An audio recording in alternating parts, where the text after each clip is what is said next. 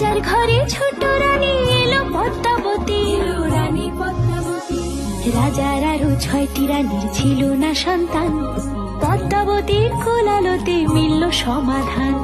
বছর যেতে জন্ম নিল 7 ছেলে 1 মেয়ে, হয় খুশির আকাশ হঠাৎ কালো মেঘে গেল ছেয়ে।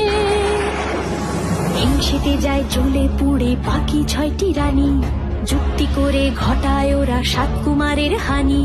সুযোগ মতো 7 ছেলেকে মাটিতে দেয় পুঁতে, বাঁচে একা পারুল, ওরা পায় না তাকে ছুটে। ধাইমা বাজায় সেই মেয়েকে বড় করে তোলে, 7 ভাইকে পায় যে পারুল 7টে চাপা ফুলে। এত কিছুর পরেও রাজার বিপদ যে কাটে না, সূর্য নগরে সুখের সূর্য আর ওঠে না। হিংসা বিবাদ বিচ্ছেদ আর প্রেমের কাহিনীতে পারুল বোন কি পারবে 7 ভাই চম্পাকে জাগাতে।